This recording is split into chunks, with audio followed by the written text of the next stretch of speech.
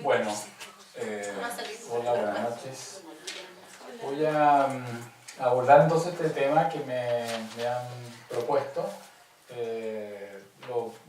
Este es un tema muy abierto, digamos, es un tema que tiene tantas posibilidades de ser abordado y en el mismo sentido o sea, hay que armar una historia, ¿no?, para poder abordar un tema como este. Una perspectiva, no se puede abordar como una especie de catastro, ¿no es cierto?, porque sería simplemente inabordable y al final las imágenes quedarían simplemente en una especie de colección personal. De todas maneras hay mucho de personal en esto, pero traté de pensar un criterio y entonces pensé que hay distintas maneras, digamos, en que se relacionan el arte y la literatura. En el sentido de que el arte puede ser asunto de la literatura, ¿no?, puede ser objeto temático, ¿no?, una novela que trata de arte o que trata de una pintura, por ejemplo, de una escultura. Entonces dije, bueno, ahí hay algo, ¿no? Lo que me interesa, como digo, más que hacer el catastro, es referirme a eso, ¿no?, en qué términos ocurre eso, o ha ocurrido, puede ocurrir. Otra posibilidad es al revés, digamos, ¿no? O sea, que la pintura, ¿no?, toma como su asunto a la literatura, ¿no? Incluso también ocurre que la pintura toma como su asunto a la literatura, pero en su materialidad, ¿no? O sea, a los libros. Ya no solamente a las historias, ¿no es cierto?, una pintura inspirada, ¿no es cierto?, en una novela, por ejemplo, sino una obra, una pintura, por ejemplo, que toma como su asunto los libros, en su materialidad, ¿no?, las bibliotecas, por ejemplo.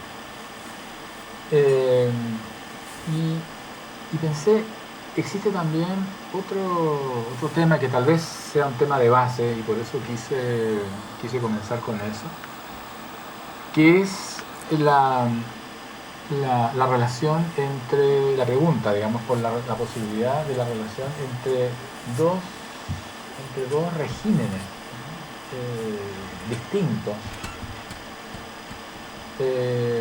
como serían el régimen de las artes cuyo medium, ¿no?, es la visualidad, y el régimen de un arte como es la literatura, cuyo régimen es la palabra, ¿no?, es el discurso. Entonces, ¿cómo se relacionan ambas? Uno podría pensar que la relación es una relación expedita, como complemento. Sin embargo, lo veo más bien como una tensión. Hay una tensión permanente en donde la visualidad, hay algo que gana o pierde, ¿no?, el texto previamente literario, ¿no?, cuando ingresa en el orden de la visualidad, y puede ocurrir al revés también, ¿no?, que el orden de la visualidad hay algo que pierde, desaparece, incluso literalmente, cuando ingresa en el orden literario. Entonces me interesó eso, y creo que hay una relación habitual que nosotros tenemos con ese problema a propósito del cine. Entonces quise comenzar por eso. Bueno, hay un tema previo que también lo quise plantear como para ir despejando posibilidades.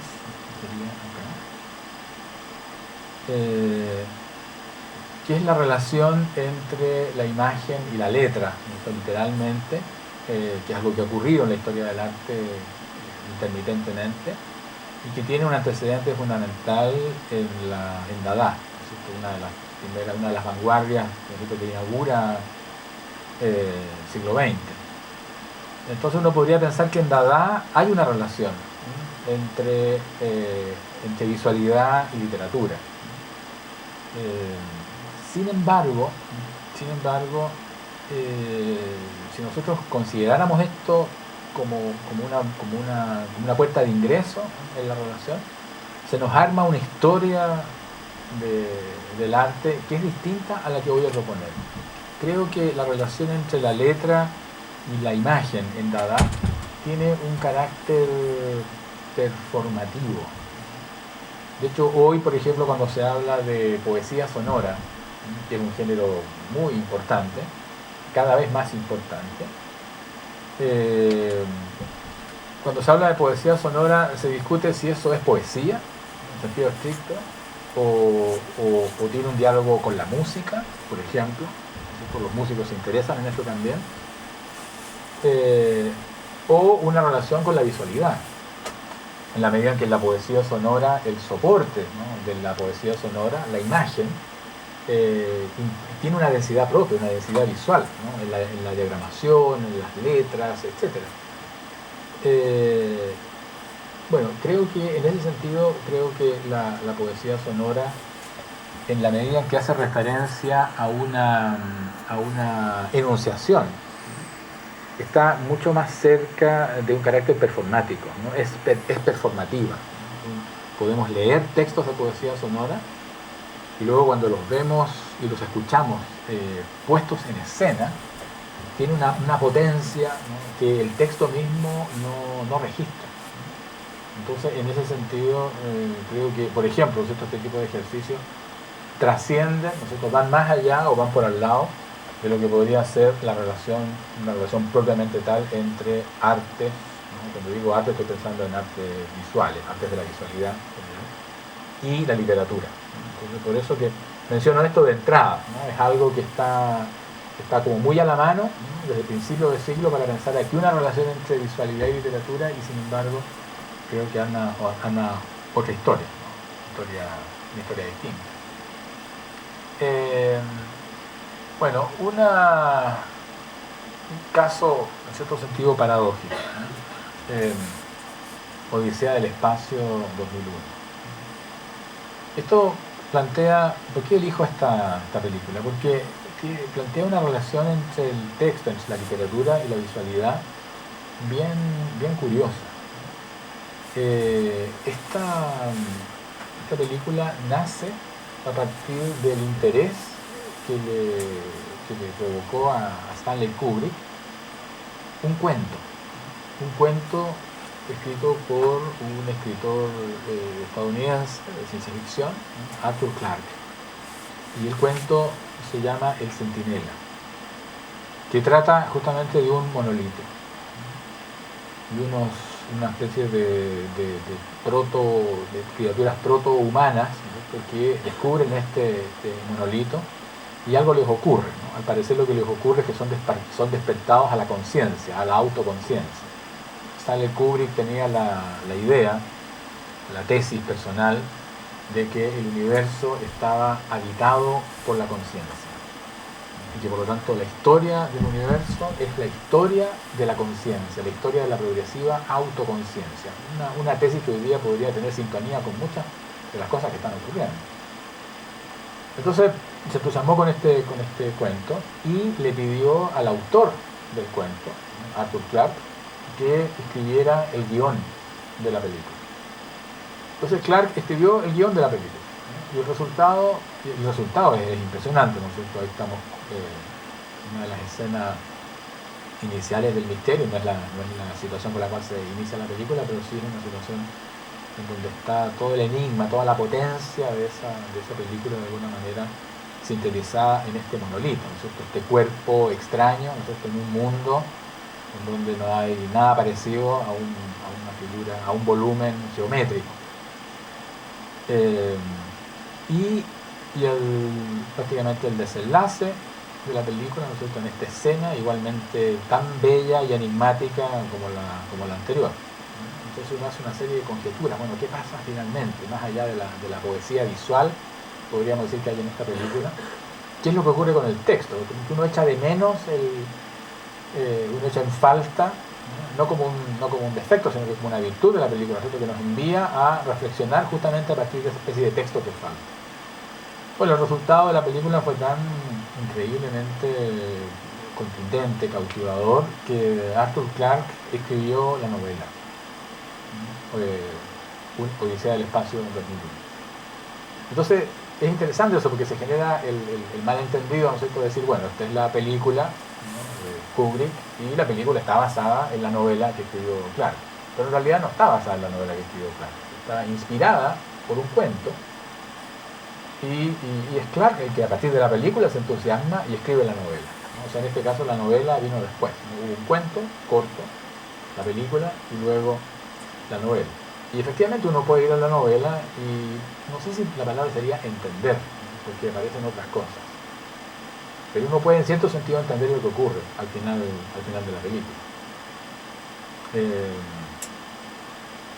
Pero no se resuelve la tensión, ¿no? Eso es lo que me gusta de esta historia, ¿no? No se resuelve la tensión, porque si uno lee la película, si uno lee la novela, si uno lee la película, ese es un lapsus que tiene que ver con esta compleja relación, ¿no?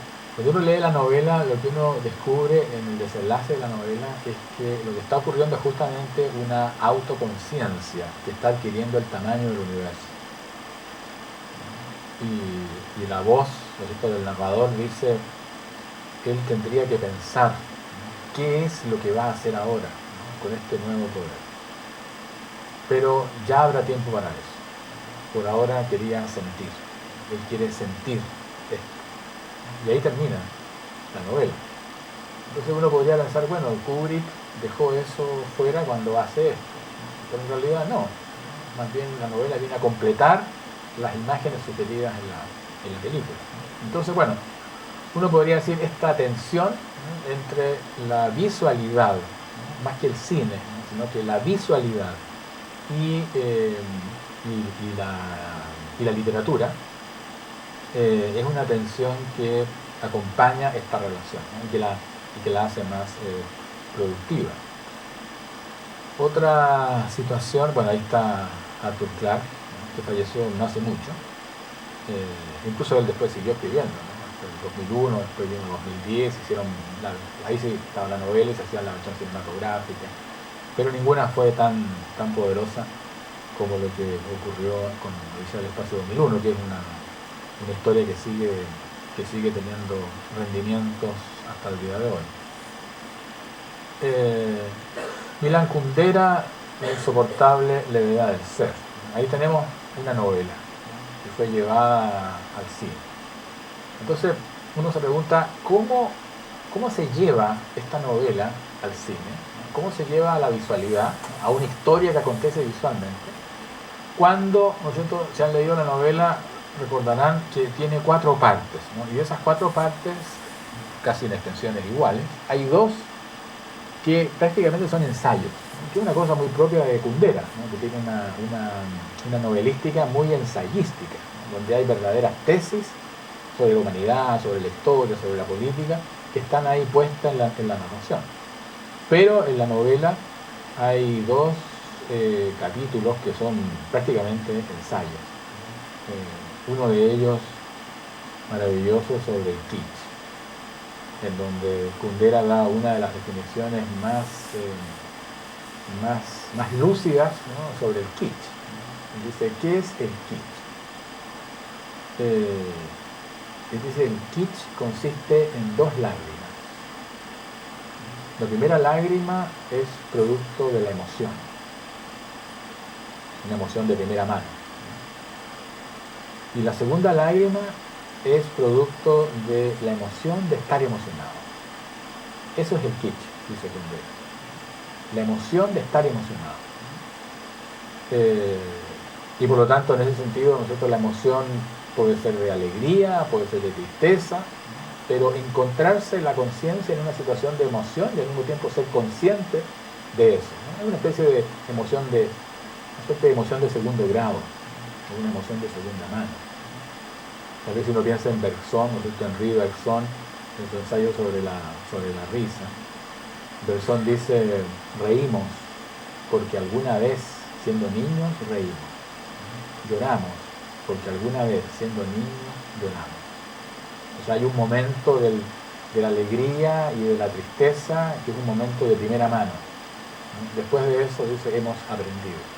Sartre, incluso un poco más escéptico todavía, decía, no lloramos porque sintamos pena, sino que lloramos para sentir pena. Cuando nos parece que la pena no es suficiente, entonces lloramos, ¿no?, como una manera de identificarnos con la pena, ¿no?, de transformarnos en puro dolor, ¿no?, cosa que nunca logramos, entonces lloramos, ¿no? El llanto es esa diferencia. Entonces, bueno, todo eso, digo, en sintonía con esta idea de Kundera, ¿no?, de que en el fondo el kitsch Sin kitsch no hay humanidad, dice Kundera en este libro. Sin kitsch no hay humanidad, porque la humanidad está dada por la universalidad de los sentimientos, ¿no? Si uno diga, bueno, la alegría es la misma, ¿no? Aquí, en la India, en Groenlandia, ¿no? Es la alegría. Y el dolor, ¿no? Bueno, Kundera dice, esa universalidad de los sentimientos implica necesariamente una codificación. Cuando ese sentimiento está codificado, cuando se transforma en una forma, ¿no? En una estética, en un modo, entonces se va transformando en algo, por así decirlo, prefabricado. Y ahí tenemos el kitsch. Pero si eliminamos el kitsch, es decir, si lo que nos hace alegres a nosotros, nos da pena o dolor, furia o lo que sea, es distinto, ¿no? A lo que ocurre con nuestros vecinos en la región o en otros lados del planeta, entonces la idea misma de humanidad se disuelve. Entonces sin kitsch no hay humanidad. Y me dice, ¿cómo se lleva eso a una película? ¿No? Es casi como hacer una película de la crítica a la razón pura de Kant. ¿Cómo se va a llevar esas ideas al cine? Bueno, se lleva la película al cine como una historia de amor. Y no solamente como una historia de amor, sino como una historia erótica. Como dice acá, la película más erótica desde el último tango en París. Claro, es una opción que ha tomado el realizador en la línea de, bueno, vamos a hacer una película que está inspirada, ¿no? Que está inspirada, pero que no es la versión, digamos, cinematográfica, ¿no? La traducción a visualidad y a historia visual de las ideas que están contenidas en la obra. Entonces, toma una opción y la opción es claramente esa. A veces le digo a mis estudiantes, bueno, han leído La insoportable levedad del ser, tienen presente la referencia al kitsch. ¿Al final han leído la novela? Sí, dicen, sí. A veces no la han leído, han visto la película y dicen, pero bueno, vi la película, sí, la hemos leído. Bueno, la referencia al kitsch, no recuerdo eso, no, porque la película no está. Eso y muchas otras cosas, ¿no? Entonces, bueno, otro momento de tensión. Esto es el Stalker, ¿no? De Tarkovsky. Nuevamente, ¿no? Una gran historia basada en una novela de ciencia ficción.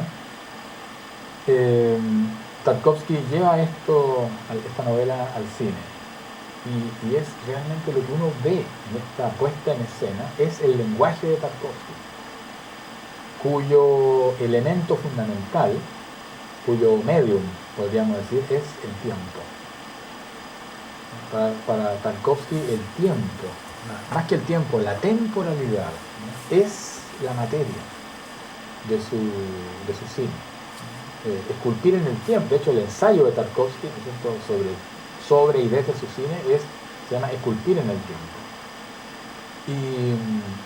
Y entonces, ¿no es cierto? Esta película es la historia de un guía, ¿no es cierto?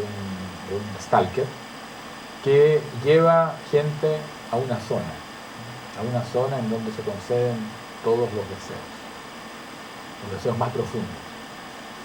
Y la idea, si uno la lleva a la novela, ¿no es cierto? Esa es la idea fundamental, ¿no? ¿Qué ocurriría si existiese un lugar en donde se concedieran los deseos? Pero no los deseos que uno puede pedir, ¿no? Como quien frota la lámpara del genio, si uno dice quiero esto otro. No hay que pedir nada, ¿no? En un momento los personajes le dicen, ¿qué hay que decir? ¿Hay que pedir? ¿Ahora tengo que pedir? No, les dice el Stalker. No tienen que pedir nada, simplemente tienen que instalarse allí, en la zona. La zona sabe qué es lo que ustedes desean. Y eso es lo que se les va a conceder. Entonces ellos dicen no. No, dice yo, eso me da miedo, no quiero. Y ambos se retiran y renuncian. O sea, un deseo del cual yo no soy sujeto, ¿no? Sino que es el deseo que me constituye como sujeto, ¿no? Es el deseo al cual yo le debo todo lo que he hecho. A veces tratando de acercarme a él, a veces tratando de evadirlo. Entonces, es demasiado. Es un deseo que no cabe en mí. Entonces no quiero saberlo, mucho menos no quiero que se realice. Entonces, bueno, esa es la idea que está en la novela y está también en la película, pero lo fundamental en la película es el recorrido, ¿no? Es todo el camino que hacen para llegar a este lugar. Un lugar que finalmente es ese, el lugar en donde se conceden todos los deseos es ese lugar, un lugar en ruina. Se nos da a entender en la película que es la zona es un lugar que ha sido cerrado, que ha sido clausurado, producto de un accidente nuclear. O sea, que era un lugar de investigación nuclear en la Unión Soviética, y producto de un accidente se ha cerrado. Entonces no es que se concedan, no es que se concedan deseos extraños, sino que ocurren cosas extrañas producto de la radioactividad. La película es maravillosa y toma el Stalker. Stalker, tal cual, S-T-L, Stalker, L-A-K-E-R. El Stalker y se circula también como la zona. El Stalker son los guías y el lugar hacia donde los conducía era la zona. Es una película, no sé si tengo que hacer esa advertencia, pero es una película que está hecha de tiempo. Yo la pondría en las antípodas de Godard. La materia del cine es el montaje. Godard dice, la fórmula del cine es 1 más 1 es igual a 3. O sea, una imagen más otra imagen produce una tercera imagen, ¿no? Y esa imagen está en el espectador. Es justamente la imagen que no se puede mostrar. Cuando hay algo que yo no puedo mostrar, pero sí puedo producir la imagen fugaz en el espectador al juntar dos imágenes. Pueden ser dos imágenes que se complementan o dos imágenes que son temáticamente, incluso estéticamente refractarias entre sí, ¿no? Que se repelen entre sí, ¿no? Y eso produce en el espectador una tercera imagen. O sea, en un cine que pretende poner en obra, poner en escena el siglo XX, ¿no? Con todas sus atrocidades, entonces, bueno, Godard dice, esto es el recurso. Cuando uno lee Esculpir en el tiempo de Tarkovsky se pronuncia explícitamente contra el montaje. O sea, el montaje es justamente aquello que no debe sentirse, ¿no? Lo que debe sentirse es todo lo contrario, es el paso del tiempo. Entonces son dos estéticas, ¿no? Están en las antípodas. Entonces, bueno, cuando vean el Stalker, verán que es una película, como digo, que está hecha de tiempo. Y un último ejemplo, ¿no? Nuevamente la novela Bonsai de Alejandro Zambra. Es una novela, bueno, pequeña, de ahí viene el título también. Y cuando uno la lee, uno siente que es literatura, ¿no? O sea, todo está hecho de palabras. Borges decía que es maravilloso darse cuenta de que los personajes están hechos de palabras. O sea, Borges decía, uno construye un personaje, ¿no? Un personaje que puede ser amable, odioso, un personaje que se constituye a partir de sensaciones intensas, ¿no? El deseo de venganza, por ejemplo, el deseo de victoria. Pero lo maravilloso y extraño al mismo tiempo, decía Borges, es que este personaje así de intenso está hecho de palabras, ¿no? Está hecho con frases que se van articulando, ¿no? De tal manera que el lector se encuentra ante un personaje. Entonces, claro, uno se puede dar cuenta de eso, ¿no? Darse cuenta de que el Capitán Ahab de Moby Dick está hecho de palabras, por ejemplo. Pero la diferencia está en que en esta novela de Zambra uno siente en todo momento que se están juntando palabras, ¿no? Para acontecer a los personajes, las escenas. Entonces uno dice, ¿cómo se va a llevar esto al cine? Cuando se realizó la película. ¿Cómo se lleva esto al cine? Y bueno, en este caso creo que claro, es una película de Cristian Jiménez basada en la novela de Alejandro Zambra, ¿no? Yo creo que es más que eso. Yo sé que no está solo basada en la novela, sino que es o por lo menos responde a la voluntad de hacer la versión cinematográfica de Bonsai. Y ahí uno puede ver entonces las diferencias, las tensiones, ¿no? Los problemas a los cuales se enfrentó la película justamente por haberse propuesto eso, ¿no? Traducir, ¿no? Traducir a lo visual algo que está en todo momento y conscientemente hecho de palabras, de literatura. Los subtítulos, bueno, amor, libros y bla, bla, bla. Bueno, los libros, ¿no? Los libros han estado presentes, como decía al comienzo, en las artes visuales, también como objeto, ¿no? Incluso en su materialidad, como tema. Eh, Esto, por ejemplo, es la pintura de una biblioteca. Hay una especie de seducción, ¿no? En los libros. De hecho, la pintura que tenía como portada hoy es una pintura, es una naturaleza muerta, ¿no? Se llama naturaleza muerta con libros. Es una especie de vanitas. Usted sabe, la pintura de vanitas es un tipo de pintura que hacía referencia al carácter pasajero de la existencia. Por eso que las vanitas estas pinturas estaban constituidas por todos aquellos elementos que hacen referencia a la intensidad de la vida, ¿no? Ya sea el deseo de belleza, el deseo de riqueza, el deseo de alegría. Aparecían partituras musicales, instrumentos musicales, y también el deseo de saber.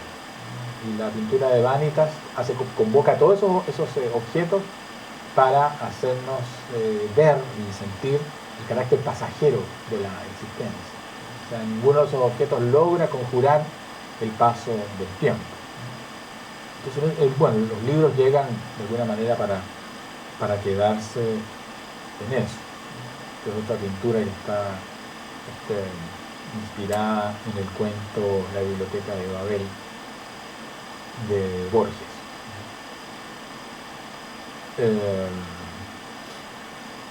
Le comentaba aquí hace un rato que tenía la pauta con todas las imágenes y se me quedó no sé dónde, en la universidad. Así que, con la lista, digamos, ¿no? De imágenes. Viste una pintura de Andrés Gana, en su estilo, ¿no es cierto?, irreverente, pero no pudo aguantarse las ganas de hacer también una pintura de biblioteca. Yo pongo ahí como una ilustración, digamos, en qué sentido la biblioteca, con sus volúmenes de libros, con la disposición de los libros, ¿no? Es un lugar, sigue siendo un lugar fascinante, ¿no? Es el autor. Este es un cómics, ¿no? El archivista, ¿no? Es interesante también lo que ocurre acá, porque si ustedes se acuerdan, los cómics de hace 50 años atrás, ¿no? Eran cómics que trasladaban a la visualidad historias, ¿no? En el caso de Chile, el Dr. Morty, los cómics de guerra, los de cowboys, eran viñetas, ¿no es cierto?, muy ordenadas, que en el fondo contaban una historia. ¿Qué es lo que ocurre con el cómic hoy? Y este cómic, El archivista, de Sweeten y Peters, corresponden a esta nueva factura. Hay un trabajo con la imagen, ¿no? No se limitan a contar una historia que uno puede decir está basada en un cuento, ¿no? Sino que hay algo que ocurre en la trama misma de la imagen, ¿no? Y bueno, El archivista es un cómic muy, muy importante y maravilloso visualmente, pero insisto en eso, ¿no?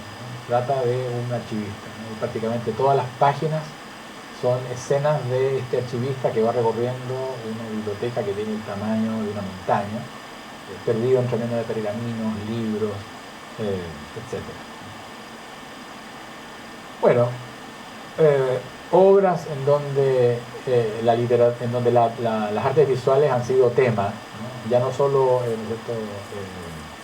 inspiradas en, sino que hay un cuadro dentro de la novela, ¿no? Probablemente el retrato de Dorian Gray sea un ejemplo, uno de los ejemplos ejemplares, ¿no? A la hora de pensar en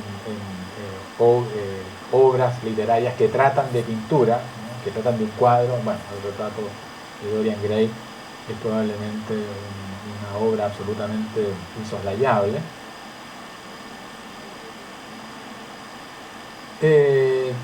También podría... claro, claro. Pero al mismo tiempo, claro, ahí se da una especie de triangulación, porque está el libro, está la película y está la pintura. O sea, la pintura fue la inspiración para el libro y para la película, la pintura de Vermeer. Claro. Sí, es un buen caso, ¿no? Ahí tenemos una triangulación, ¿no? Muy presente. El pintor de batallas. Esta novela, ¿no? De Arturo Pérez Reverte, ¿no? Ahí en la portada hay más de una edición de este libro, por supuesto, pero aquí en la portada de esta edición de Alfaguara, lo que está, la pintura que está al fondo es una pintura de Turner, de William Turner, que está, en fin, diagramada con otros elementos. Eh, es una novela muy interesante. La novela trata de un corresponsal de guerra que es fotógrafo de guerra, y que se ha retirado y está viviendo en una pequeña habitación en donde está pintando un cuadro. Y su obsesión es la siguiente, ¿no? Él, como corresponsal de guerra, ha visto cosas atroces y sin embargo dice: no hay ninguna fotografía, teniendo la fotografía una relación casi mimética, digamos, con su objeto, pero dice el narrador: no hay ninguna fotografía que sea capaz de registrar el horror. O sea, lo puede describir, lo puede registrar literalmente, pero no expresar el horror, ¿no? Las atrocidades que yo he visto, dice. Entonces, él piensa que la pintura es la única solución posible. O sea, solo la pintura podría poner en escena, porque lo que se trata no es de poner en escena un acontecimiento, ¿no? Sino de poner en escena la dimensión, la dimensión horrorosamente moral que tiene eso, ¿no? Lo que los hombres han sido capaces de hacerles a otros hombres. Está lleno de reflexiones de ese tipo, ¿no? O sea, es una connotación del horror del siglo XX. La novela va reflexionando sobre el arte, sobre la visualidad, sobre el poder de las imágenes y sus límites. Y siendo fotógrafo, dice: el poder de la imagen, en este caso, respecto a este tema, lo tiene la pintura, no la fotografía. Entonces recorre distintos museos de Europa, tomando apuntes, viendo pinturas de guerra. Eso van a ser sus antecedentes para hacer esta gran pintura. Y entre las observaciones dice: cuando uno mira Guernica de Picasso, dice, claro, está referida a un acontecimiento de muerte terrible. Sin embargo, dice, cuando uno mira una pintura de Goya, y se refiere específicamente a una que se llama combate con, no recuerdo la palabra, con masa. Son dos hombres, ¿no? Cada uno con una masa, y están en disposición de combate. Dice el narrador: no hay ninguna pintura que haya sido capaz, como esa de Goya, de registrar la fatalidad. O sea, hay aquí una pelea que está en su curso, que está a punto de comenzar, y que va a tener un desenlace fatal, y que no se puede evitar. Todo lo terrible que hay en la humanidad está allí. Al lado de eso, dice el narrador, Guernica de Picasso es un ejercicio formal. Es un ejercicio formal en donde el horror ha desaparecido. En cambio está en la pintura de Goya. Bueno, de ese tipo de reflexiones, ¿no? Abunda, ¿no? esta novela. Incluso habla de la indiferencia del universo. Entonces, esto ocurre, como creo que lo mencioné la otra vez, cuando Jacques Monod, este es un biólogo, premio Nobel de Biología, en su ensayo El azar y la necesidad, dice el universo, el hombre descubrirá, se hará cada vez más consciente de que el universo, en su vastedad, es indiferente a sus crímenes, a su música, a sus esperanzas. O sea, un hombre asesina a otro. Y en la vastedad del universo solo hay, dice Monod, un gran bostezo de indiferencia. Entonces, el narrador dice, ¿cómo poner eso en escena? ¿Cómo llevar eso a una obra? Y ahí privilegia la pintura. No les cuento el desenlace, porque se las recomiendo, es una novela que realmente vale la pena por la manera como está narrada, ¿no? Y al mismo tiempo por el tema. El origen del mundo.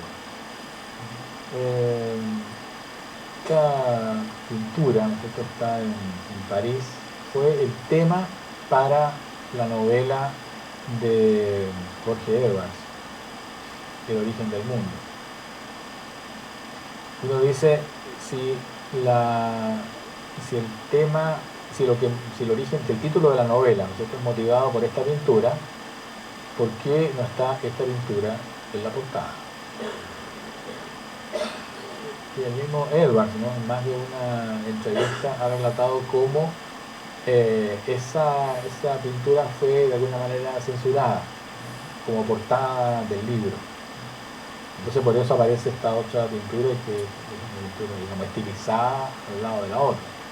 Y el tema de la novela es la obsesión, es un tema que está presente en más de una novela de Edwards, es la obsesión por una imagen.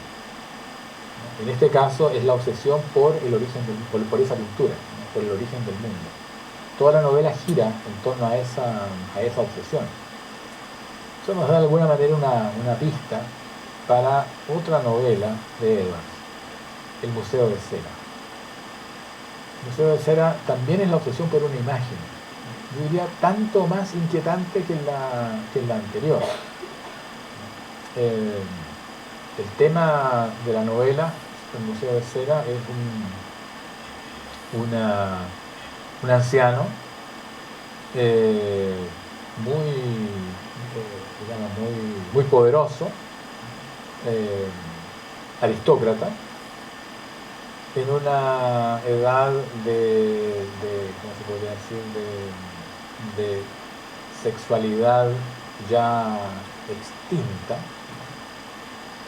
pero con una mujer muy joven, y todo su placer sexual, ¿no?, o erótico más bien diríamos, consiste en verla desnuda. Cuando ella camina en noches de luna, dice la novela, ¿no?, en noches de luna, con un vestido transparente, por la ventana. Eso es lo que va relatando. Y ella quiere aprender música, quiere aprender a tocar el piano. Entonces, este anciano contrata a un profesor de piano. Entonces, ustedes se pueden imaginar lo que ocurre. Entra un día, el protagonista, ¿no es cierto?, entra a la casa, abre la puerta y encuentra a su mujer sobre el piano y al profesor de piano sobre ella. Entonces, él decide contrata a un escultor para que reproduzca esta escena en cera, con figuras de cera. Entonces, en el mismo lugar, ¿no?, con el piano, ¿no?, está esta escena reproducida, siguiendo el escultor el relato que él mismo ha hecho, pone esta escena ahí, ¿no? Esta escena que es para él, es curioso porque por una parte es la escena más terrible para él, pero al mismo tiempo tiene algo terriblemente seductor. Entonces, hace la escena, la construye, y luego cierra la habitación, cierra la casa y él se va a vivir a otro lado. Nunca más nadie entra en esta casa. Él sabe que ahí adentro está esta escena, congelada en el tiempo, y que va a seguir ocurriendo. Y bueno, después vienen otras cosas revueltas. Si no han leído la novela, no les cuento lo que sigue. Edwards ha tomado este tema, este motivo, para poner en relato, digamos, la decadencia de la aristocracia en el contexto de la historia de la República. Pero más allá del pretexto, hay una cosa fascinante en la manera como él pone en escena esta obsesión por una imagen, que es algo que, como digo, lo podemos encontrar. Si alguien quisiera escribir una tesis sobre esto, bueno, estas dos novelas en Edwards son clave, yo diría, para entender la literatura la obra de Jorge Edwards.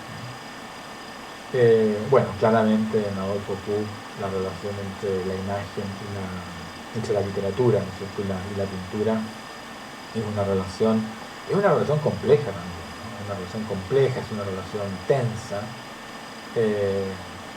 No es una... O sea, si alguien ve la pintura de Adolfo Puig, y además los referentes de Adolfo Puig, y lee la literatura, la comedia del arte, lo que él señala como la segunda comedia, ¿cierto? Este personaje que se pregunta lo que ocurre cuando pienso en mi falta de cabeza, frase larga que le da el título a la novela. Son novelas en donde la pintura está presente, pero son novelas extremadamente, lo diríamos en términos generales, experimentales, muy experimentales, en donde los personajes no alcanzan a constituirse, donde las historias están permanentemente interrumpiéndose entre sí, donde hay pintura por todos lados, ¿no? Hay pintores, ¿no? En la primera y en la segunda novela hay pintores. Sin embargo, contrasta con lo que podríamos llamar el imaginario pictórico, ¿no?, de Adolfo Puig como pintor. Entonces, hay una tensión ahí que yo diría que es muy, muy interesante, y no es que un orden de cosas no tenga que ver con el otro, ¿no?, sino que necesariamente, más bien, uno no es la ilustración del otro.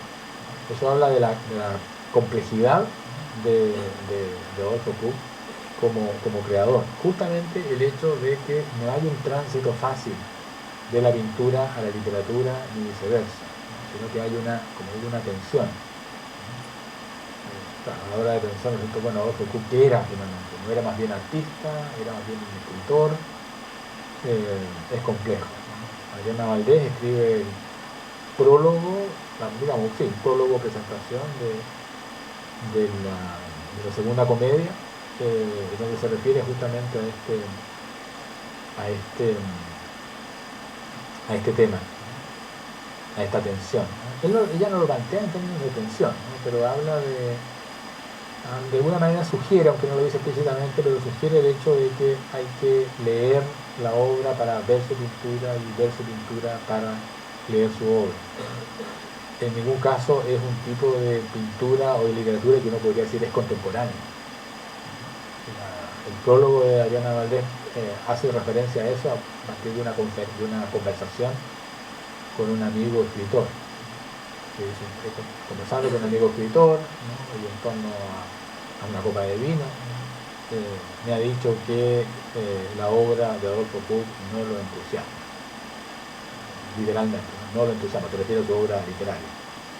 Entonces es interesante porque toda la reflexión de Adriana parte de esa escena. Dice, claro, este escritor es un escritor que, además de escritor, es teórico de la literatura, y además un tipo que está muy metido en la escena actual.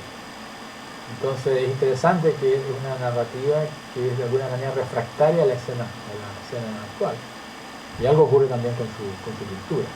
Entonces, una vez más, es un caso que lo menciono justamente porque no estamos ante un autor en donde un orden de la creación sea ilustración del otro. La leyenda de los soles, ¿no? Homero Aridgis, o Aridgis como lo pronuncian algunos, ¿no?, un escritor mexicano. La leyenda de los soles está basada en el mito azteca del fin del mundo, ¿no? Y renacimiento del universo en el día del sexto sol. La novela está ambientada, digamos, acontece, no es que está ambientada, acontece en Ciudad de México en el año 2027. Ahora no falta tanto, pero cuando el libro salió faltaba bastante. Pero tampoco faltaban 100 años, ¿no? Es como si lo escribiese hoy día y dijera Ciudad de México, año 2085. Y lo que describe es una situación de fin del mundo. Pero es un fin del mundo totalmente, o sea, es un fin del mundo producto de la civilización, producto de la técnica. Y lo que va describiendo la novela es un mundo inimaginable. Dice, estamos en una época en donde cuando la gente da una referencia de fecha, ¿no? Ya no dicen, el narrador dice, en nuestra época la gente decía, fue cuando Juan se fue al servicio militar. O esto ocurrió cuando nuestra hija tuvo a su primer hijo, nació su primer hijo. Hoy día, dice, las referencias son otras. Hoy día la referencia es, eso ocurrió cuando todavía habían ranas. Eso ocurrió cuando todavía estaba el lago. Esos son, o sea, los nuevos puntos de referencia es la extinción de la naturaleza. Cómo se van secando los lagos, van desapareciendo las especies. Y al mismo tiempo, dice, la ciudad es un caos total. Entonces, lo que va describiendo es algo inimaginable. Y el protagonista es un pintor. Es un pintor que quiere pintar un paisaje, que ha venido a pintar un paisaje. La novela está tramada de tal manera que ese pintor es también la encarnación de una especie de nuevo Mesías. Entonces va armando una historia. Esto corresponde a lo que hoy día llamaríamos estética neobarroca, donde se produce lo que se llama una carnavalización de la historia. Cuando la historia llega a su fin, y entonces la matriz narrativa que nos permitía decir esto ocurrió acá, esto ocurrió antes todavía, y esto es la condición de esto, esa matriz narrativa que ponía en orden el pasado entra en crisis. Y entonces todo el pasado viene al presente. Ya Alejo Carpentier hacía imágenes con eso, ¿no? Donde venían españoles, cantantes de moda, ¿no? Todo el mundo desfilando por la calle. Parecía un baile de disfraces. Entonces lo que nos sugieren este tipo de novelas es que en realidad la historia se transformaría en un baile de disfraces si sacáramos la matriz narrativa que mantiene las cosas en relación pero al mismo tiempo sin confundirlas. Esta novela trata de eso y como digo, lo que me parece seductor es que es una novela muy visual, pero es una visualidad que se constituye a partir de la imposibilidad de representarse eso. O sea, ¿por qué es visual? Porque uno está en todo momento tratando de imaginarse lo que se está describiendo. Pero al mismo tiempo no logro imaginarme eso. O sea, no habría pintura que estuviese a la altura de eso, que pudiese corresponder a eso. Sin embargo, toda la novela es el reclamo de una pintura que no llega. Entonces, bueno, hay una relación muy interna entre visualidad y literatura.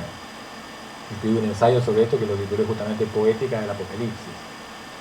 Poética del Apocalipsis, en Adichie. Bueno, el Apocalipsis es un tema recurrente en Adichie, también en otras obras de poesía, en teatro. Y el Apocalipsis es la revelación. O sea, el sentido del Apocalipsis es revelación. Es el momento en el que todo se sabrá. Ese es el Apocalipsis, es el momento en el que todo se sabrá, es el momento en que ya no habrá secretos. Significa, es el momento en donde la representación y lo real se habrán identificado. Entonces uno dice, bueno, eso es, o sea, lo que nos hace sentir eso es más o menos la sensación que tenían estos personajes llegando a la zona de Tarkovsky. Eso es terrible. O sea, desaparece el sujeto, porque nos constituimos como sujeto a partir de esa diferencia entre lo que decimos y lo que no decimos, entre lo que vemos y la manera como lo interpretamos. Bueno, todo eso entra en crisis, todo estará contado, como dice como dice la escritura y lo cita Leibniz en su monadología. Será el momento en el que todo estará contado, hasta el último grano de la playa, hasta el último grano de arena de la playa. Todo se sabrá. ¿Cuántos granos hay aquí? Etcétera. Entonces, por eso que el Apocalipsis es catastrófico, porque es la catástrofe, esa diferencia que hace posible la representación. Y por eso que el Apocalipsis ha sido un motivo seductor justamente para las artes de la representación. O sea, cómo representar el fin de la representación. Bueno, Houellebecq, Michel Houellebecq, un escritor top, sobre todo después de que ganó el concurso con esta novela, El mapa y el territorio. Es una novela en donde es una novela en donde Houellebecq reflexiona sobre el arte contemporáneo. Todo el tema es eso. De hecho, la novela comienza con describiendo un cuadro en donde están Damien Hirst y Jeff Koons en torno a una mesa. Y la pintura se llama Damien Hirst y Jeff Koons se distribuyen el mundo del arte contemporáneo. Es una referencia al mercado. Es un libro muy irónico, muy cínico. Una de las cosas más poderosas que tiene la literatura de Houellebecq es un cinismo muy estético, muy logrado, en donde nada queda en pie. Su novela Plataforma, por ejemplo, trata sobre el turismo sexual en el mundo.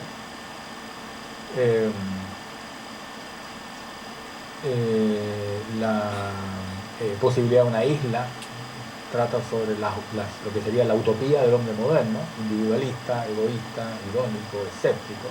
¿Cómo sería la utopía de un sujeto así? La utopía de un individuo, ¿no? Eso es posibilidad de una isla, que fue llevada al cine, a propósito. No lo mencioné porque la película no está a la altura de la novela, aunque fue dirigida por él mismo. Él escribió la novela y él dirigió la película. La película no está a la altura. Bueno, les recomiendo esta novela. Como digo, es una reflexión sobre el arte contemporáneo, sobre el agotamiento de la pintura, sobre la crisis de la pintura y sobre el mercado. Michel Houellebecq y Jeff Koons son o eran hasta hace poco los dos artistas visuales más cotizados en el mercado. Y la novela se escribe justamente en ese momento en donde Damien Hirst acaba de superar a Jeff Koons en el mercado mundial. Entonces la conclusión que saca Houellebecq es que hoy está mucho mejor cotizada, dice, la muerte que el erotismo. O sea, el erotismo de Jeff Koons ya no vende tanto como la muerte, con la cual está trabajando Damien Hirst. Esta obra, creo que la mostré alguna vez aquí mismo, sí, ¿no? Claro, esto tiene una relación directa también con la literatura, ahora desde las artes visuales, ¿no? Ahora son las artes visuales reflexionando a la literatura. Aquí la inspiración, digamos, de Gonzalo Díaz, de esta obra que se llama Al calor del pensamiento. La inspiración para Gonzalo es una prosa de Novalis, en una obra que se llama Granos de polen, y en donde Gonzalo dice que a él siempre le pareció, por eso que finalmente se decidió hacer esta obra, siempre le pareció que esta frase contenía la voluntad que ha animado desde siempre al arte. Y la frase dice: nosotros buscamos por todos lados lo incondicionado y encontramos siempre solo cosas. O sea, la ambición del artista, ¿no? del artista en general, dice, ¿no? Novalis está pensando en el poeta, Gonzalo está pensando en el artista visual, lo que busca el artista es lo absoluto. Lo absoluto, es decir, aquello que no es de este mundo. Incluso aquello en lo cual este mundo podría encontrar su condición, su causa, su origen, su sentido. Pero ¿cómo hacer que lo suprasensible adquiera un cuerpo sensible? Entonces Gonzalo dice, ese ha sido siempre el problema del arte. Eso es lo que lo ha animado al poeta, al pintor. O sea, las obras de arte no producen sensaciones, producen sentimientos. Y eso es muy extraño. Entonces hizo esta obra poniendo en obra también la paradoja, ¿no? Porque toda la frase está hecha con una resistencia eléctrica, en pequeñas losas, ha sido troquelada la frase, ahí se instala esta resistencia eléctrica y por lo tanto genera un cuerpo muy incandescente, genera mucho calor. Esto fue montado en verano en Galería Muro Sur y por lo tanto afuera hacían 35 grados, ¿no? Y aquí adentro fácilmente más de 40. Entonces era una obra que se hacía sentir. No es una obra que provocara un sentimiento, sino que provocaba sensación de calor. Y sin embargo su asunto, su tema, era justamente el deseo de provocar una idea, un sentimiento, de alcanzar algo suprasensible y darle un cuerpo. Por eso que estaba de alguna manera en correspondencia el sentido de la frase, buscamos lo absoluto y encontramos cosas, con lo que hace la obra, que es provocar sensaciones, una sensación en donde la materia, por así decirlo, nos invade, la materia nos deja espacio a la subjetividad. Por eso me pareció pertinente traerla. Bueno, el trabajo de Guillermo Deisler, un artista muy importante, se ha venido trabajando hace poco en recuperar lo que podríamos llamar una especie de memoria de la obra de Deisler.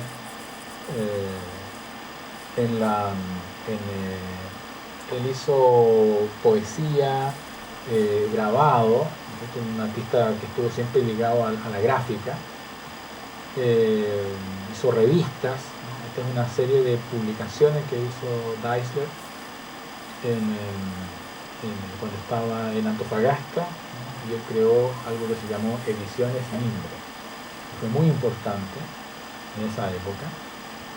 Y bueno, luego viene el golpe militar, Deisler es detenido y se va al exilio. Y estuvo en Europa primero en Rumania, si no recuerdo, muchos años ahí, y luego en la Alemania Oriental. Y él siempre siguió trabajando sobre esto. Pero no logré encontré estas imágenes que son las ediciones Mimbre. Está muy ligado cuando uno piensa en Deisler y en su trabajo, ediciones Mimbre ocupa un capítulo fundamental. Entonces por eso lo menciono, ¿no? Tiene una relación con la literatura en ese sentido. Pero también hay otra relación con la literatura y con la materialidad de los libros hacia el final. Hacia el final, Deisler desarrolla un tipo de trabajo con la poesía, siendo el artista visual, digamos, que se llama poesía encontrada. Con lo de poesía encontrada se refería a algo que ocurre una vez que cae el muro de Berlín. Entonces Deisler hace una obra, propuestas visuales, yendo a buscar en los basureros libros, y se encuentra con libros, Alemania Oriental, ¿no? Se encuentra con libros que tienen que ver con teorías de la revolución, socialismo científico, materialismo histórico, ¿no? Entonces toma todo eso y dice, esto es poesía, esto sea producto de la caída del muro de Berlín, esto se ha transformado en poesía. Ya no son libros Ya no son manuales, ¿no es cierto?, para interpretar el mundo, para orientar la acción, sino que son, digámoslo así, son imágenes del mundo, pero que se quedaron sin mundo. Son discursos cuyo mundo ya no existe y por lo tanto se transformaron en poesía. Y claro, la disposición de los libros en las exposiciones subrayan la materialidad del discurso. Entonces son libros que están enterrados o están clavados, atravesados por un clavo enorme, ¿no? El mismo Deisler hace una performance, ¿no?, en donde toma algunos otros libros y los corta con un serrucho para, entre otras cosas, ¿no es cierto?, poner en escena el hecho de que son discursos que de pronto se han transformado en materia, en materialidad. O sea, por eso se interesaba mucho por artistas que no habían podido hacer circular su trabajo. Entonces él con Ediciones Mimbre los ponía a circular. Y decía, bueno, así van a ocurrir cosas, ¿no?, y se van a encontrar. Entonces, como digo, no insisto en eso, no era alguien que estuviera obsesionado con la obra de arte, ¿sí? ¿Y las Ediciones Mimbre entonces eran alemán? No. No, estaba en Alemania y ahora están Ediciones Mimbre. Al revés, estaba acá primero, después se fue a Alemania. Y es chileno. Es chileno, claro. ¿Y Deisler da D-A-I-Z? Deisler, Guillermo Deisler. Se publicó hace muy poco, hará 2 meses, un libro sobre su obra, producto de una investigación muy acuciosa. Se está elaborando el archivo Deisler, que va a estar luego, si es que no lo han inaugurado ya, disponible en internet.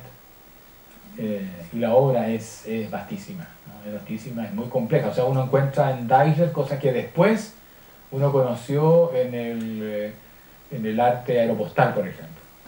El arte aeropostal de Eugenio Dirkman tiene un antecedente en Deisler. Cuando no existía el arte aeropostal de Dirkman, existía lo que Deisler llamaba correo, ¿no? Él no lo llamaba arte aeropostal, ¿no?, sino correo. Y su trabajo consistía en mandar cartas. Él mandaba cartas para generar este circuito. Digamos, la obra era el circuito, la obra no era el objeto, ¿no?, sino que la obra era el circuito que se provocaba. ¿Y de qué edad entonces Deisler? A ver, él está en Antofagasta, en la época de Ediciones Mimbre, está el año 70. Todo el periodo de la Unidad Popular está en Antofagasta, claro, ¿no? Él era de Santiago y se va a Antofagasta.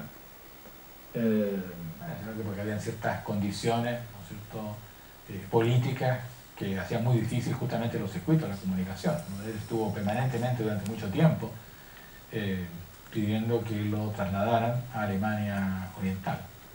No, ni siquiera pedía la Occidental, ¿no?, o París, o no sé, Italia, sino que la Oriental, ¿no? Llegó a la Oriental y hizo cosas maravillosas, ¿no? Entonces, bueno, es un artista que estamos descubriendo, ¿no?, todavía, todo lo que hizo, y realmente un trabajo muy, muy potente, muy poderoso. ¿Cómo estamos en la hora? Queda un ratito, poco.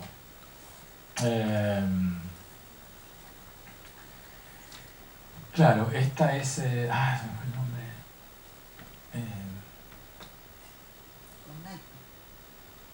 Sí, el apunte. Sí, ya. De Galería Bech, Pico, Carmen Paz.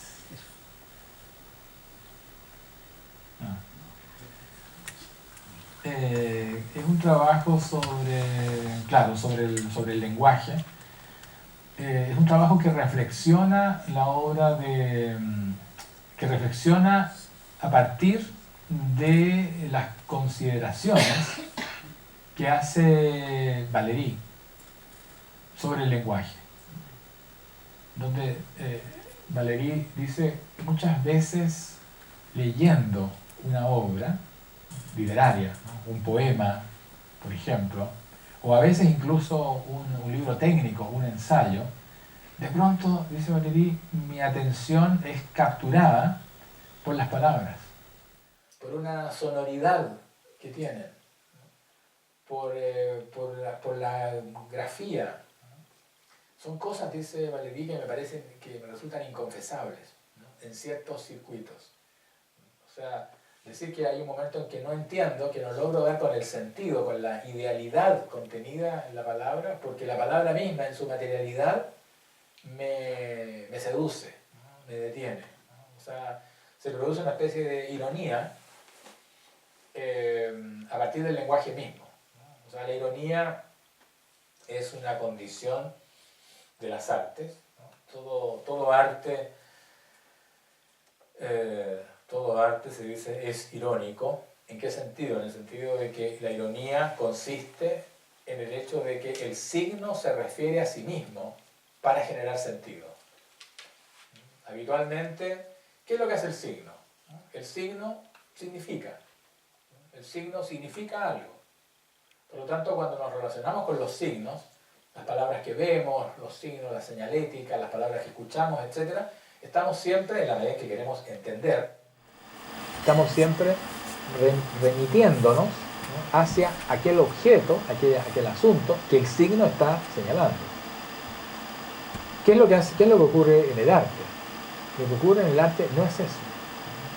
Si el arte fuese solamente un signo, si el arte fuese inmediatamente un signo que nos condujera hacia un objeto, entonces el arte sería un medio. Sería un medio de comunicación, por ejemplo, ¿no? Como creo que lo conversamos la primera vez que nos encontramos. Bueno, el arte no es un medio de comunicación. No es un medio de comunicación. Y cuando digo no es un medio de comunicación, subrayo medio. No es un medio. Porque si fuese un medio de comunicación, entonces la excelencia de ese lenguaje consistiría en su transparencia. El lenguaje como medio de comunicación es tanto más efectivo en la medida en que el lenguaje mismo, en su materialidad, no hace ruido.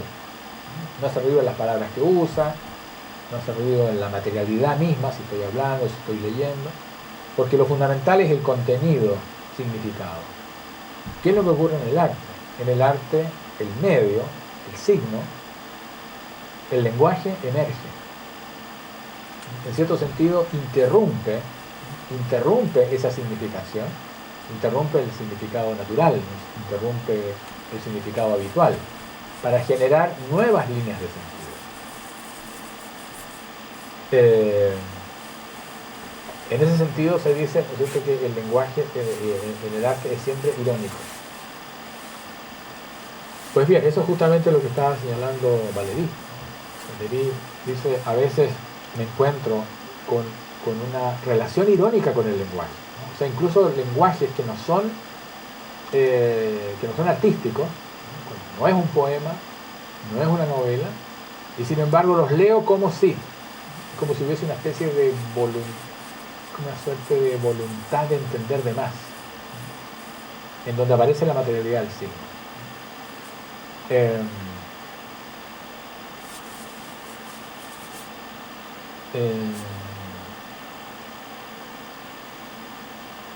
No logro acordarme del nombre, ¿no?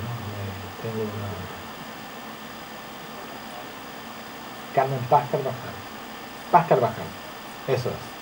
Paz Carvajal, menos mal, no me habría perdonado olvidarme. He escrito textos incluso sobre la obra de Paz Carvajal, pero son lapsus, ¿no?, literalmente. ¿Cómo?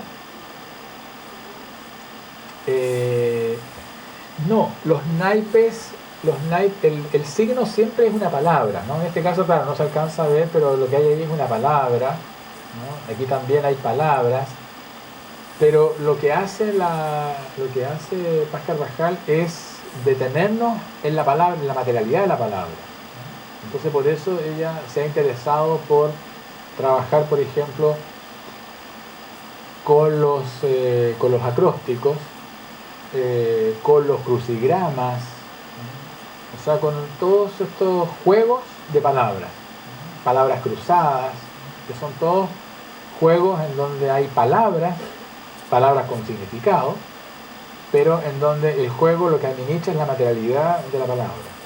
Entonces pone en obra este tipo de palabras. Ahí hay un laberinto. Y la idea es esa, ¿no? Y reflexión de Valéry sobre el lenguaje es lo que está a la base de este trabajo que ella ha venido desarrollando en múltiples lugares, ¿no? Tanto en Chile como en el extranjero. Esta especie de obsesión por la materialidad de la palabra.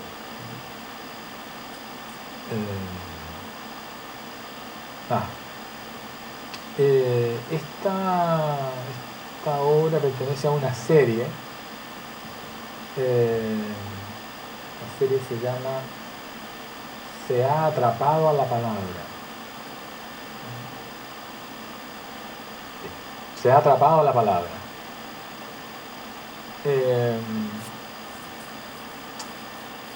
María Verónica. También escribí textos sobre esto. El texto de la exposición lo escribí yo.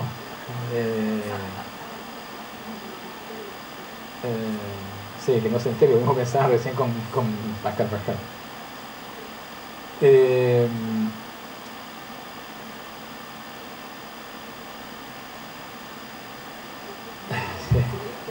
Es que tengo demasiados nombres.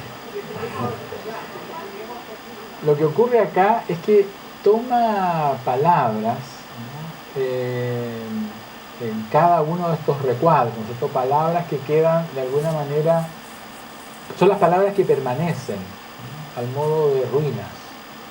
Es una reflexión visual muy potente sobre lo que ocurre cuando la materialidad de las ideas, de los pensamientos, de los deseos, ¿no? ¿Qué materialidad es esa? El lenguaje, ¿no? En una carta, en una nota escrita a la pasada, en una hoja, ¿no? Queda cuando los sujetos ya no están. Cuando ese mundo que le daba sentido, ¿no? A esas palabras ya no está. Y entonces quedan las palabras y la tesis, por así decirlo, que está a la base de esta propuesta es que ese sentido queda de alguna manera contenido. La palabra sería cifrado. Ese sentido queda cifrado en la palabra. Como si las palabras fuesen las ruinas de una suerte de naufragio, ¿no? El naufragio del mundo. Es una obra que se tensiona con el mundo, con el lugar de las palabras en el mundo de hoy. O sea, el mundo, me refiero, de la internet, del Twitter, etcétera. O sea, en donde la comunicación fluye, en donde las palabras fluyen permanentemente y en donde pareciera ser que el hecho es la comunicación. O sea, todo nace para ser comunicado. No hay nada que quede fuera de la comunicación. Todo se entiende. Todo se entiende. Entonces, la pregunta que uno se hace es, ¿qué es lo que se pierde en esa velocidad de la comunicación? ¿Cuál es la densidad de sentido?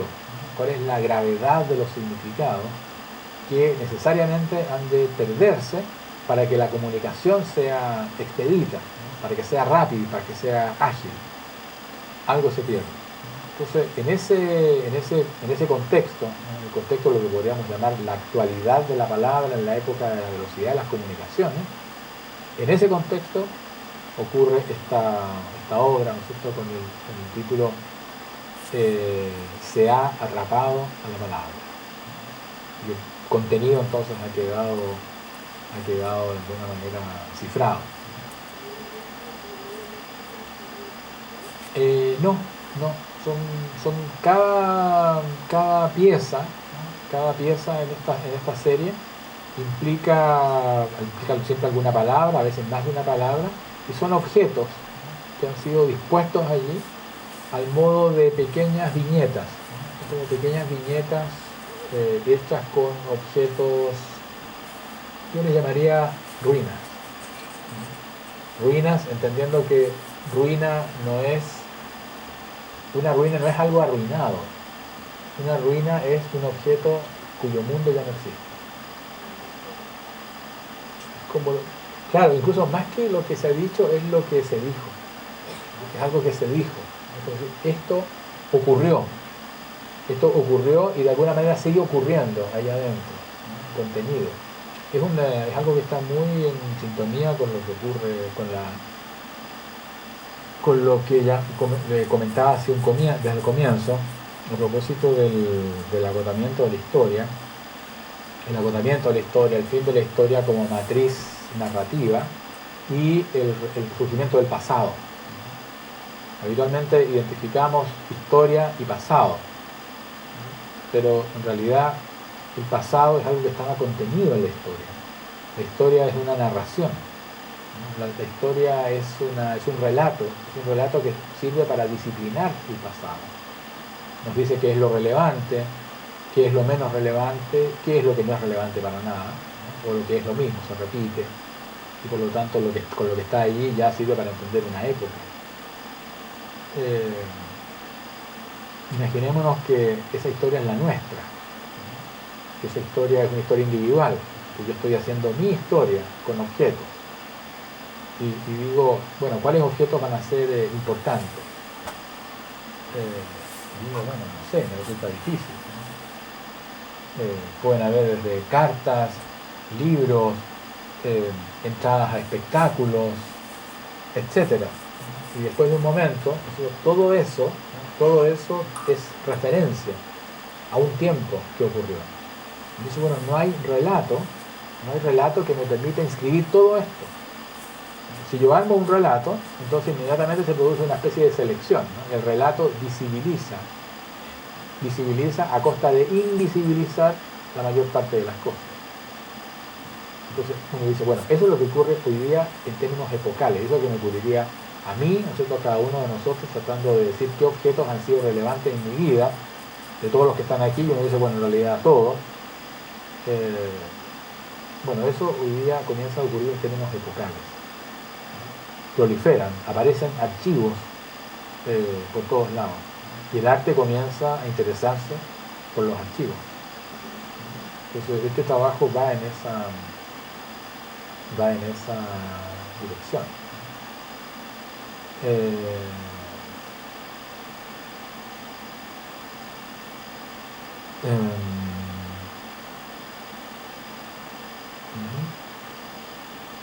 No sé si tienen algún comentario, pregunta.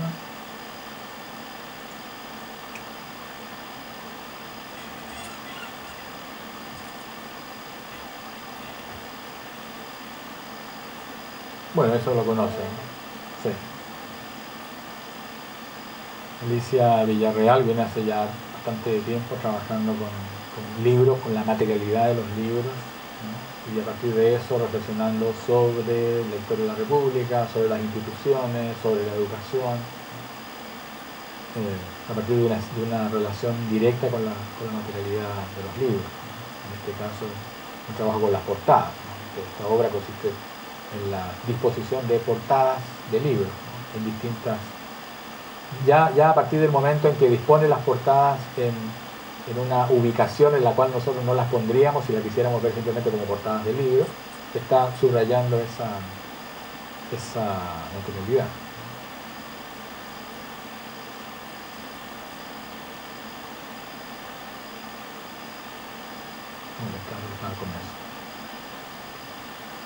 No sé si tienen preguntas, comentarios.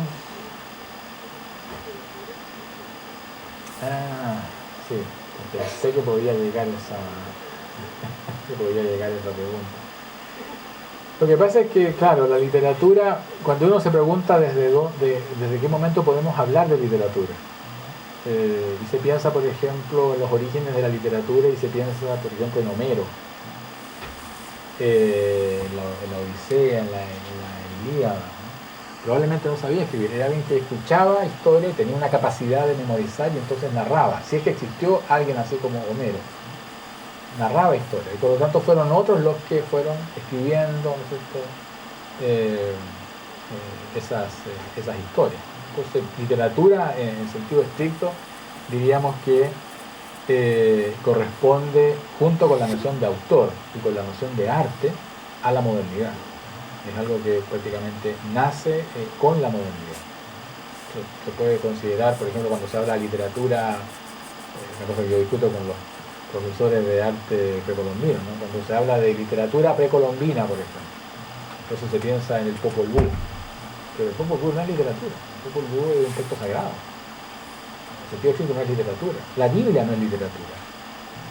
O sea, la literatura nace de relación estricta, o sea, tiene una relación directa con la figura del autor y la figura, por lo tanto, de la conciencia moderna. ¿En qué momento nace la subjetividad moderna? La subjetividad moderna nace de una imagen muy bonita de un sociólogo, bueno, él es un personaje, él es boliviano, estudió en Argentina y se doctoró en París, un personaje que mueve el mundo. Dice, la subjetividad moderna nace cuando se comenzaron a apagar las voces. O sea, siempre hubo subjetividad. Los padres de la iglesia, quienes escribieron los evangelios, ¿no? Todos ellos fueron de alguna manera autores, ¿no? Y uno puede decir, bueno, ahí hay literatura. Sin embargo, se escuchaban muchas voces. Y las voces comenzaron a apagarse, las voces interiores, ¿no? Se escuchaban muchas voces, no en términos metafóricos. Los antepasados hablaban, los dioses hablaban. Y esas voces comenzaron a apagarse, producto de múltiples circunstancias. Y hasta que llegó el momento de la modernidad. ¿Y qué es lo que ocurrió en la modernidad? Todas las voces se habían apagado, excepto una, la voz del yo. Por eso la subjetividad moderna comienza cuando la única voz interior que escuchamos es la voz del yo. Y en esa voz intentamos escuchar la historia, Dios, pero todo tiene mi propio tono de voz. Diríamos que lo que llamamos literatura hoy está en relación con ese momento. En general lo que denominamos arte, yo lo relaciono con la condición moderna. Por lo tanto, la figura del autor, cogito, etc. La historia de esa única voz es lo que narra la modernidad hasta el día de hoy. Hasta la angustia por escuchar solo una voz. Kant es el intento por hacer que esa voz, el intento por escuchar a través de esa voz la moral, por ejemplo. Entonces, a partir de ese momento hay personas que todavía siguieron escuchando más voces, pero eso ya tenía un diagnóstico. En cambio, antes era lo normal, que escuchaban muchas voces. Incluso hay teóricos que sostienen que la esquizofrenia, por ejemplo, es un patrón cultural. O sea, hay épocas completas que se caracterizan por la esquizofrenia, como un patrón de subjetividad. Escuchar voces, tener visiones, etc. Y todo eso se fue extinguiendo hasta que quedó la única voz. A esa cultura de la única voz interior es a la que pertenecemos nosotros.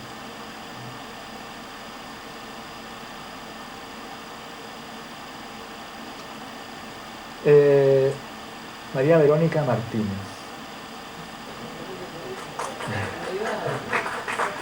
Lo que pasa es que es